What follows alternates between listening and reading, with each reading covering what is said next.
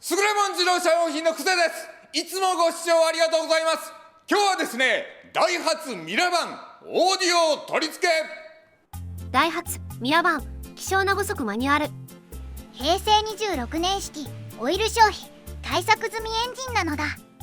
過去の動画で劣化したヘッドライトを新品同様に補修しました。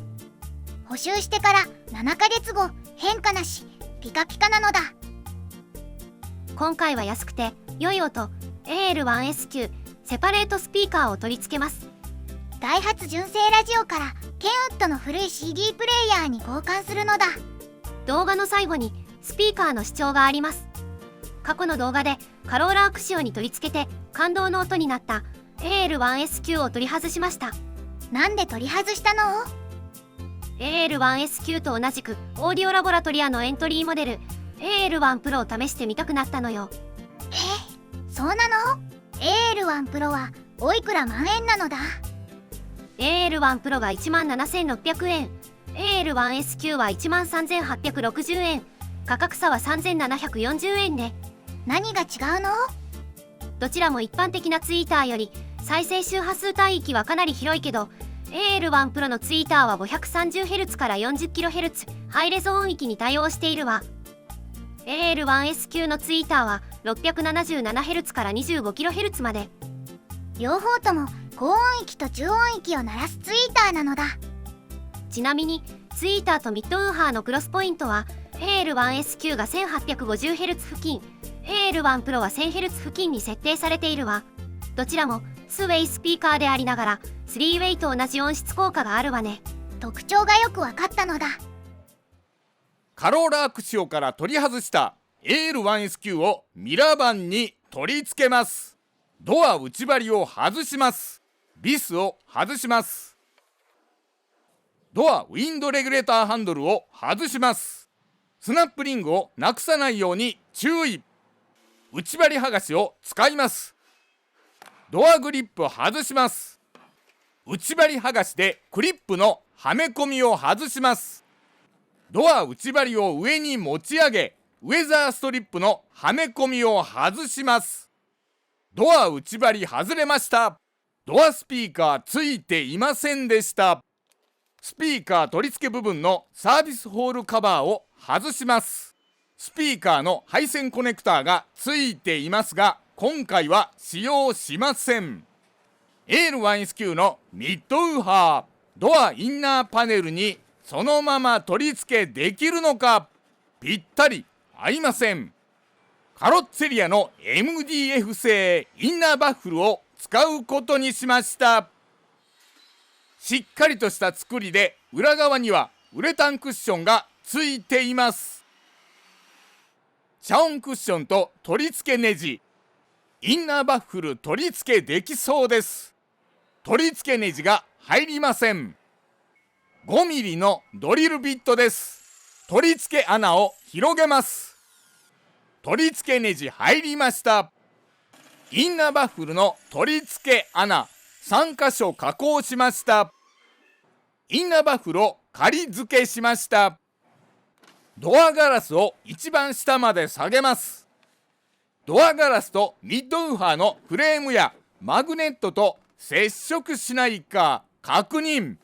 問題ありません。ミッドウーハー取り付け可能です。インナーバッフルを取り外します。ドリルで加工した取り付け穴、タッチアップペンで錆対策。乾かします。グローボックスを取り外します。ドアスカッフプレート取り外します。カウルサイドトリムボード外します。クロスオーバーネットワークはフロントピラーの内側に貼り付けます。ツイーターはダッシュボードに貼り付けます。インナーバッフルとミッドウーハーぴったり合いません。ミッドウーハーの方が少し大きいようです。粗めの布ペーパーでインナーバッフルの角部分を削ります。ぴったり合いました。スピーカーに付属のビス 4mm、 ビスのサイズが合っているのか確認。問題ありません。取り付けビスが太すぎると MDF インナーバッフルが割れます。4箇所の取り付け穴ぴったり合います。研磨パッドで塗装面に細かい傷をつけます。塗装前の足付け作業です。ラッカースプレーでインナーバッフル全体を塗装します。ヒートガンで強制乾燥。インナーバッフルの加工と塗装終わりました。オーディオテクニカ12ゲージの太いスピーカーケーブル、長さは7メートルです。青い線をプラス、シルバー線をマイナスにします。矢印の先がスピーカー側。A 門の配線ガイド、スピーカーケーブルをドアから室内に通します。取説の使い方では、ケーブルが太すぎて通しにくいのでテープで固定することにしました。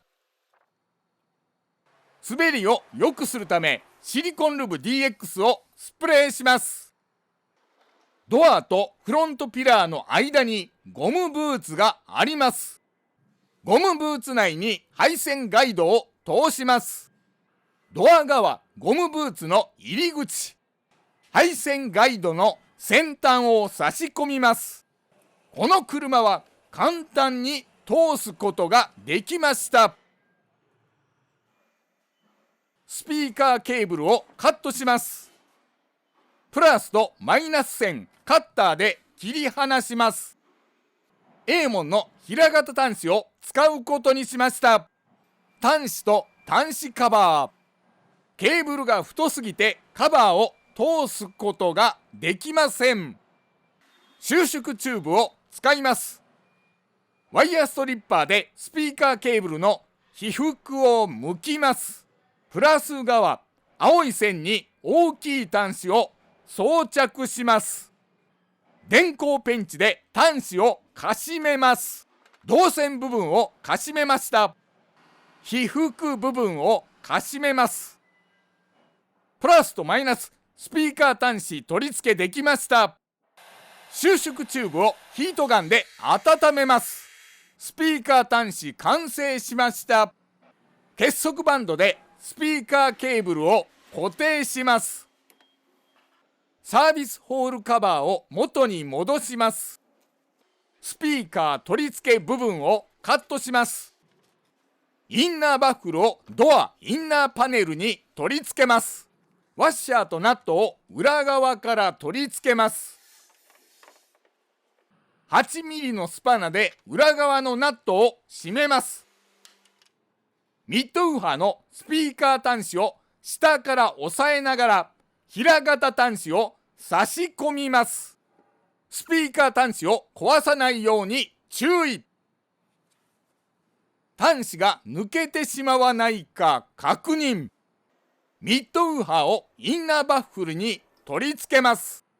4箇所のビスを均等に締めます。ミッドウーファー取り付けできました。クロスオーバーネットワーク接続部分の端子を取り付けます。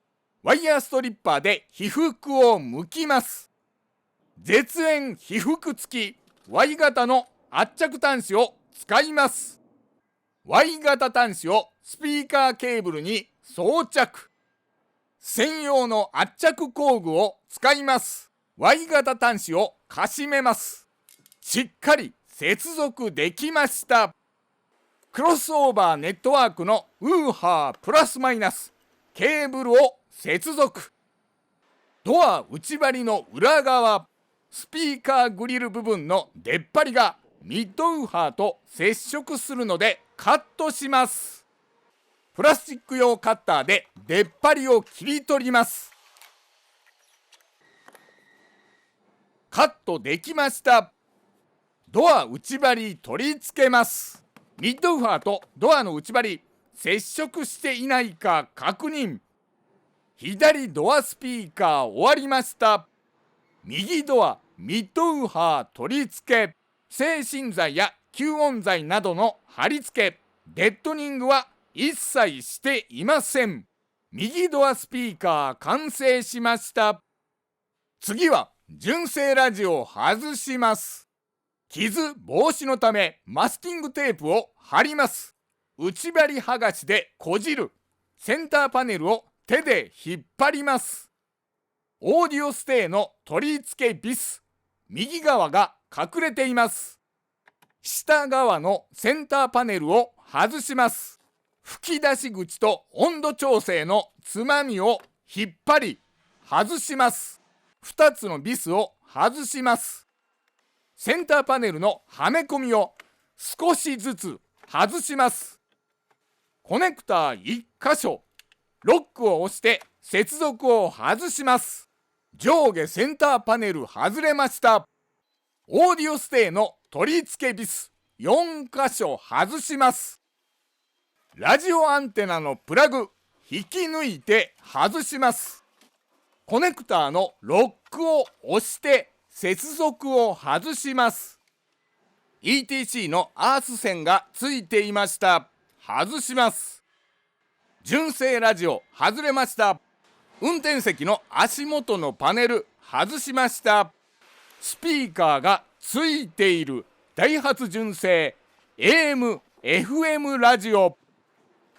ケンウッドの古い CD プレイヤー IK700。電源ハーネスの常時電源、黄色線が取れています。ネット通販で注文、中国から送られてきたケンウッド用16ピンハーネス。配線は13本でした。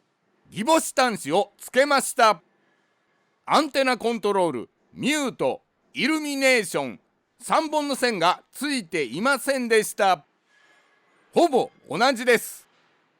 はめ込みが少し硬い感じですが問題なく使えそうです。右側オーディオステー外します。左側オーディオステー外します。ステーの位置決め出っ張り、 CD プレイヤーの取り付け部分と合わせます。ビスを取り付け仮締め。右側ステービスを取り付けます。左右ステー取り付けビスをきっちり締めます。純正ラジオと CD プレイヤーの横幅は同じでした。ワイドパネルは不要です。純正以外のナビやオーディオ取り付けに必要なオーディオハーネス、取説を見ながら配線の接続。小さいハーネスはリアスピーカー用です。今回は使用しません。黄色線は常時電源、しっかりはめ込みます。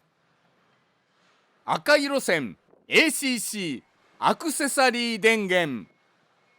アース線は金属部分にボルトやナットで固定します。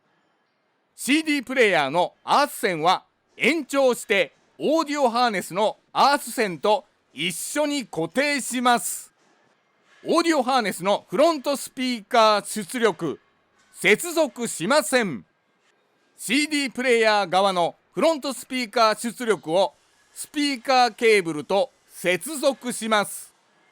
インストルメントリインフォースメントにアース線を固定することにしました。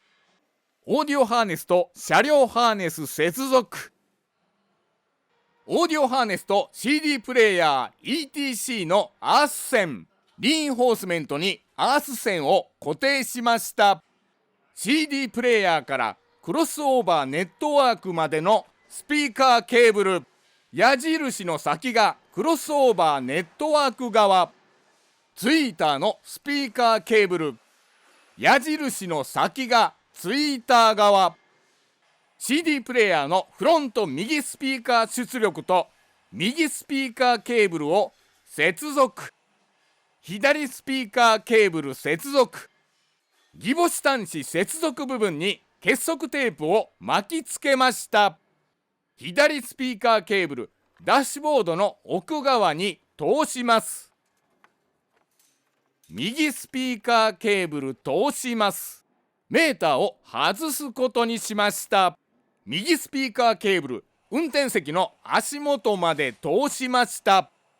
左側 CD プレイヤースピーカー出力とクロスオーバーネットワーク接続。ツイーターのケーブルを接続。フロントピラー内側パーツクリーナーで脱脂します。